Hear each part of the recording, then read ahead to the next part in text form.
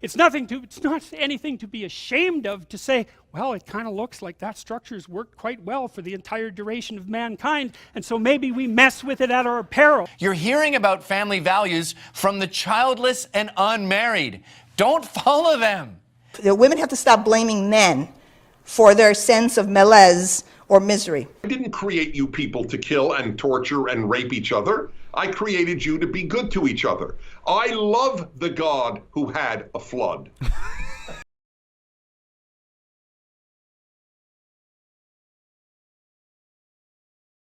Welcome to another episode of Carnal. Hey guys, as always, if you like what you're hearing or what you watch here, please go ahead, hit the subscribe button, share with your friends, and let's just get the message out here. Alright, today, I'm a little behind on this piece of news, but it went viral. It went big a couple days ago. And it's Trump's newest accuser of rape and assault. And I have a few problems with it. And my primary problem is E. Jean Carroll is her name. She went on Anderson Cooper and had an interview with him. And there are clips of this thing that are complete and utter cringe. And the more you watch, the more it's obvious that she is not in a good state of mind. And, you know, I would normally love to, like, say, where's the evidence? What's your track record? But this woman's clearly been abused. This woman has clearly been victimized by someone. But the fact is that it's not Trump.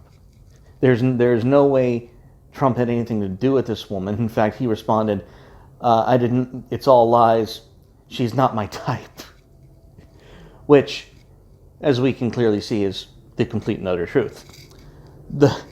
What's very interesting about this particular case that got my ire and that made me particularly irate and irritated is the fact that this woman is a victim. This woman is a victim of something.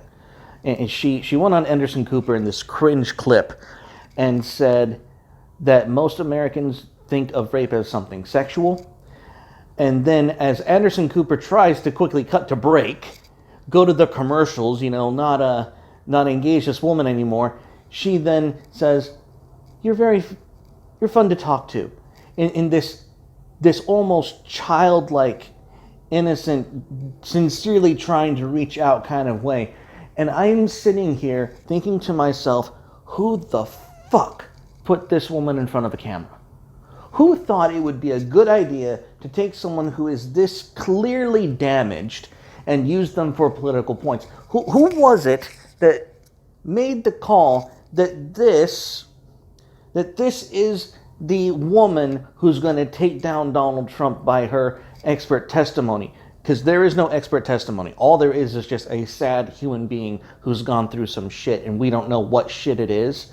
All we know is that the people who apparently handle her have told her to blame Trump for it.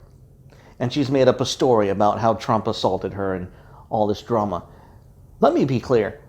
This woman is not like Christina Blasey Ford, who at least had the mental capacity to understand that she was going to drag herself through the mud. This woman has no clue what she's doing to herself. This woman clearly does not have the slightest inkling as to what is happening around her. And it becomes obvious in this interview, and that struck a sincere chord with me. That made me angry. Because it's the Democrats, once again, taking women and making victims out of them. They are making victims out of those who have already obviously experienced some sort of trauma. It's the same thing that happened with Kavanaugh. There was a woman who, she was obviously a liar on many levels. She didn't know what she was getting herself into. Most of these women dropped like flies. Their evidence couldn't hold water. And yet, once again, Democrats, because they have Trump derangement syndrome, think it's okay, that it's permissible to put someone who clearly does not know what they're doing. They have no... She's a space cadet, and you can see it in the clips, in the video. This woman has been traumatized. I have no doubt about that. I have no doubt that this woman has experienced some lengthy and thorough abuse. I'm just also convinced that it's not Trump, because let's be perfectly blunt. If Trump decided to do something shady and messy and horrible like raping someone, he wouldn't do it repeatedly. He wouldn't do it to the point that it would cause that level of damage. And this is what floors me, is they put someone who is so traumatized that you can't help but feel sorry for them, and yet it doesn't fit the narrative. It doesn't fit the narrative at all. It doesn't fit the profile. Anyone who knows anything about psychological profiling and the understanding of a victim and or their abuser understands that this woman and Trump have never had a relationship. That is the takeaway from the video that I saw. And how can we not get angry at this? I mean, there's the Democrats and the Republicans, the conservatives and the liberals, the left and the right. But this woman's a human being. And whether you're left or whether you're right, the fact is this woman is being used. And she's not going to get the help she needs. She's not going to confront the issues that she has. She's not going to get any of the assistance she has. She's being used as a puppet by the Democratic Party, and fuck them for it. And we need to call them out whenever we see this. Again, guys, I hope that you look at this objectively and step back and realize that there's a human behind those words, and that their experience is powering them. And that's even more terrifying. And it's not just terrifying, it is infuriating. It's even more infuriating, and I personally reserve the right to hate those who put her in that position. That's my take on it, guys.